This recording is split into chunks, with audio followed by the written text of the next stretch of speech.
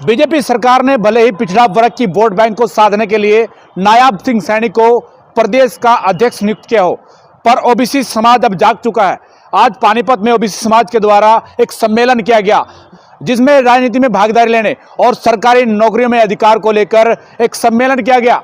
वही तमाम पदाधिकारियों ने कहा है कि आने वाले विधानसभा चुनाव में 90 सीटों पर चुनाव लड़कर अपने हक और अधिकारों की लड़ाई को लड़ेंगे।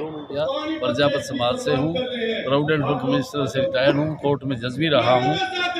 तो मैं ये कहना चाहता हूँ, भारत एक लोकतंत्र प्रजातंत्र देश है, जिसका मतलब ये है भाई वोट से ही सरकार बनेगी। पिछड़ा वर्ग और एससी की मिला के यह 85% आबादी है। इनके अंदर इनको शासन प्रशासन और लोग ये अपना न्यायपालिका में हिस्सेदारी नगण्य के बराबर है।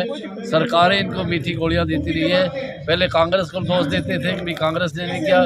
अब बीजेपी सरकार ने एक जो है क्रीमी लेयर के नाम पर और एक अंत्योदय प्रोग्राम के नाम पर इनका पिछड़ों का जो शोषण किया है, इनको जो नौकरियों में जो थोड़ा आरक्षण मिलता था उसको भी बंद करने का काम किया है। इससे आहत होकर पिछड़ा वर्ग ने अभी बीड़ा उठाया है।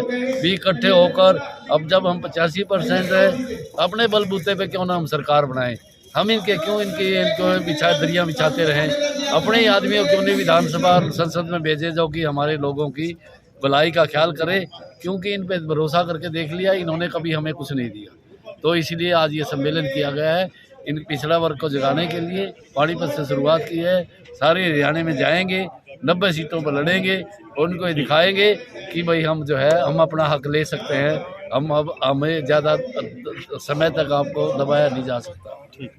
एवं संयोजक इस कार्यक्रम के लक्ष्मीचंद कश्यप जी, सूरज सिंह बावलिया जी। ये जो पिछड़ा वर्ग है ये जातियों में बंटकर ना बिखरा हुआ है। एक मुहिम चलाई है हमने पानीपत ग्रामीण से कि इसको एक किया जाए। जो पिछड़े वर्ग की जितनी भी जातियां हैं, 72-73 जातियां हैं, इसमें इन सबको एक किया जाए। क्योंकि असली जरूरत है ना, जो भाजपा का नारा देती है अंत्योदय है, वो इस जाति में है। पिछड़े वर्ग को एक करने के लिए हमने ये शुरुआत पानीपत ग्रामीण से की है। इनको इकट्ठा किया। आज इस बहाने मिलन समारोह भी समझ लो, और अपने बारे में जागरूकता अभियान करने के लिए, पिछड़े वर्ग को एक करने के लिए हमने एक समिति भी बनाई है इस मामले में, ताकि इनका कुनबा बना रहे, हमारे अपने कुनबे को जोड़ा है। तो आगामी चुनावों में जो पार्टी खड़ी होगी अपनी तरफ से सभी 90 सीटों पर, सभी 10 लोकसभा पार्टी, तो देखो सब पार्टियां हैं, सब पार्टियां हमारी है। हमारे राजकुमार सैनी जी बैकवर्ड की लड़ाई लड़ रहे हैं, परंतु क्या है कि पिछड़ा वर्ग समझता नहीं है कि उसकी हल्की पार्टी है। हम अपने पिछड़े वर्ग को ये बताना चाहते हैं कि भाई हमारी संख्या बहुत है, वो डर जाते हैं भाई हम क्या करेंगे। तो उसको हमने पिछड़ा वर्ग आज बुलाए थे, हमने 200, 250, 300 आदमी जो मेन कार्यकर्ता थे, और देख लो आप 1000 आदमी हैं, कुर्सियां कम पड़ गई हैं। देख लो आप, हमने छोटा सा किया था, ये भर गया, बाहर खड़े हैं लोग। एक बार कैमरा घुमा लो, देख लो। तो हमें तो पता ही नहीं था।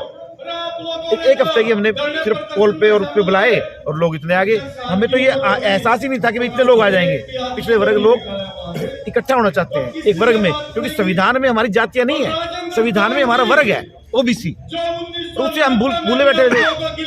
सरकारों ने क्या किया, हमें जातियों में बांट दिया। कोई पंचाल है, कोई कुमार है, कोई सैनी है, कोई कश्यप है, इसमें बांट दिया।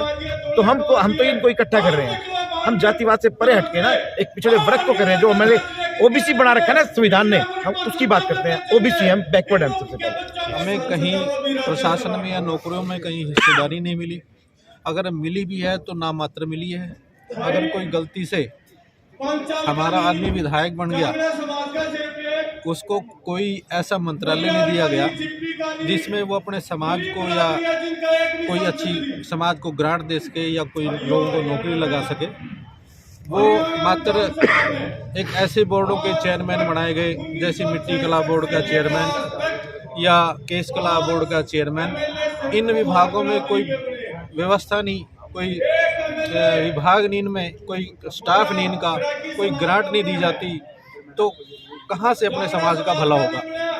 तो ये यहाँ आज जो इकट्ठे हुए हैं सभी लोग हमारे समाज के, ओबीसी समाज के, अब यहाँ से शुरुआत करेंगे ताकि हमें सत्ता में और नौकरियों में भागीदारी मिले, ताकि आने वाली पीढ़ियां, जो आने वाले बच्चे हैं, उनका विकास करके अपने समाज का विकास। 1952 के अंदर ये पिछड़ा वर्ग के लोगों को दलित पैटर्न पर आरक्षण मिल जाना चाहिए था, जो अब तक नहीं मिला है। हम लोगों ने एक संकल्प कर लिया है, जैसे मैंने स्वयं अपने बच्चों को सोते हुए जैसे गौतम बुद्ध जी ने छोड़ दिया था, हमने अपने परिवारों को उसी हालत में छोड़ दिया है और अंतिम सांस तक इस देश के अंदर जो शोषण पर आधारित और विशेषकर पिछड़ों की अनदेखी की जो राजनीति आज तक पार्टियां करती आ रही हैं, उस व्यवस्था को उखाड़ फेंकने के लिए जीवन के अंतिम सांस तक हम एक एक दरवाजे पर जाएंगे। यही मेरा और मेरे साथियों का संकल्प है और इस बार देश और प्रदेश की जनता ने यह मन बना लिया है कि वो राजनीतिक अनदेखी की शिकार जो जातियां हैं और जो शोषण पर आधारित व्यवस्था है उसको उखाड़ फेंकने का काम करेंगे। फिलहाल आप लोगों से अपील है कि आप लोग इस वीडियो को शेयर करते रहें।